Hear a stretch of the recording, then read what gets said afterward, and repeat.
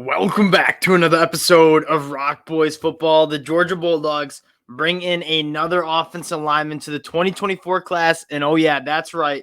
He's another massive offensive lineman. 6'6.5", 335 pounds.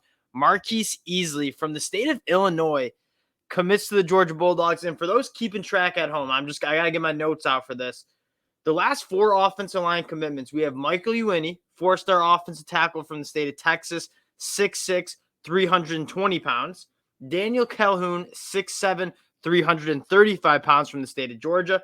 Marques Easley now, add him to the list, 6'6", 335 pounds. And then Nair Daniels, 6'7", 371 pounds. The size that Georgia is building on the offensive line is truly next level. And it goes back to the conversation we've had. How does Georgia continue to just reload after they put half their team to the NFL draft? It's because they recruit like this and they land guys who are just NFL caliber players in terms of the frame, and they get to Athens, Georgia, and then they get developed into NFL caliber players. Now, before we get into it again, just want to say thank you to the Georgia fans. We've been talking a lot of Georgia football. They've been the hottest team on the 2024 recruiting trail, and the Georgia fans have been absolutely awesome. I mean, the Go Dogs in the comments section really get me fired up. So appreciate you guys rocking with the boys, supporting the boys. If you do enjoy the content, consider subscribing to the channel. Again, I'm going to be trying to cover every single commitment for the Georgia Bulldogs because you guys truly be showing out with all the support. Let's get into Marquis Easley. And like the other linemen that we've talked about, these guys aren't just big. You see the athleticism when you turn on the film, and Marquis Easley is no different. I mean, what you're going to see is a left tackle that's pulling around and getting out in space, and he can move like a tight end. And so Georgia is kind of stockpiling these massive individuals who also have elite athleticism. And that's what we talked about in terms of Georgia likes to move their tackles. Like if you're an offensive tackle at Georgia, you're not just down blocking, you're moving out in space, you're working to the next level. And all four of these guys that we've covered have the athleticism to kind of fit that scheme. This is another massive get for Georgia, and it just breeds depth and it breeds competition. And that's kind of what Georgia has built this program on. And again, Marquis Easley, just like the other offensive linemen we talked about, they might not be expecting to start year 1, year 2, but they know that when it gets to year 3, year 4, they're going to be ready. They're going to be developed the first couple years. And that process, the proof's in the pudding. That's what we've been saying in the comment section. You're certainly seeing guys buy into, I'm going to come to Georgia. I'm not necessarily looking for an easy pathway to the field, but I'm going to come to Athens. I'm going to compete with the best of the best. And when it is my time, like Amarius Mims, I think he's the perfect example. He's been kind of not sitting the bench. He played a little bit his second year, but he's going to step on the field year 3. And I mean, if he puts it together, he's going to be a top 10, top 15, first round NFL draft pick. So if you're a Georgia fan, you have to be extremely excited. And this is what the national media just doesn't get. Like, how come Georgia just keeps reloading? It's because they recruit like this, and they have now 4 offensive linemen in this class who comfortably have NFL caliber frames and athleticism. Let's get into Marquis Easley because, again, the tape is really fun. You see this guy, and he almost moves like a tight end. And they're going to ask him to pull a lot like Georgia asked him to do. And you're going to see him extremely comfortable getting out in space, working up to the next level, and just finding someone to put in the dirt.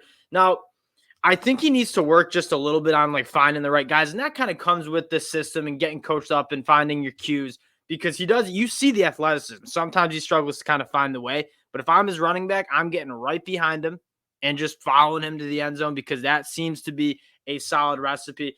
But what you're most focused on is not necessarily the results of the play, but just looking at Marquis Easley and how well he can move at that left tackle spot. And he's a guy that could play guard, could play tackle, could play all over the offensive line. And that's kind of what excites you the most is Michael Uini, Daniel Calhoun, Marquis Easley, Nair Daniels, similarly to like a Jamari Salyer, couldn't play all over. They can be great tackles, but they can also play at that guard spot at a high level as well. You're going to see him get out in space, put another body in the dirt. If you're a Georgia fan, you have to be extremely excited about now just how this class has come together because it's almost complete. You have 25 commits. I think this is your 26th commitment. You're sitting at the number 1 overall class in the country, and everything kind of the boxes are all checked. You have your quarterback of the future in Dylan Raiola.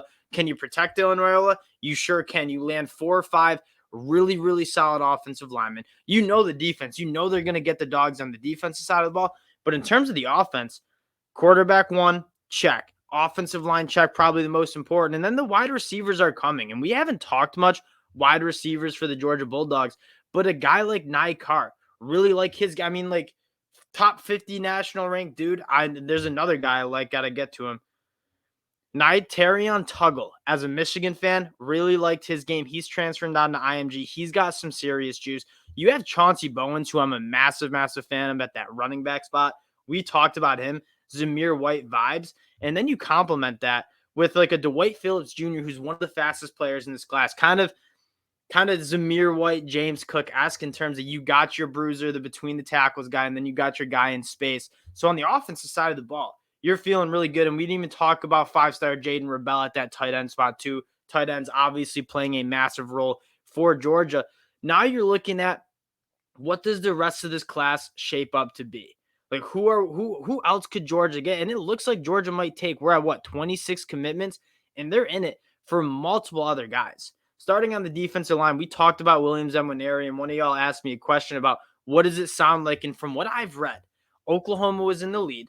Tennessee was kind of in there, but Georgia has turned up the heat on him. He's the number one defensive lineman in the country, top 5 national ranked dude. And again, goes back to the proofs in the pudding. If you want to get developed to go to the NFL, you go to Georgia, especially if you're a defensive lineman. So Williams Emoneri, another guy to keep an eye on. 5-star safety, KJ Bolden. I was going to mix it up, Alice Robinson and KJ Bolden.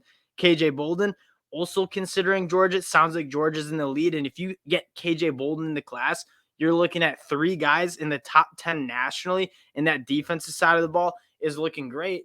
And then there's a couple other wide receivers that, again, Dylan Raiola is going to have some pull. Ryan Wingo is one to keep your eye on. Georgia, I know, had a lot of traction with him. Dylan Raiola and Ryan Wingo are very good friends. They've taken a lot of visits together.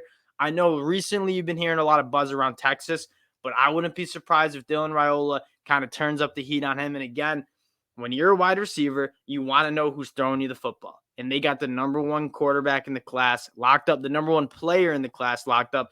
That's going to play a massive role in getting these top wide receivers to come to Georgia.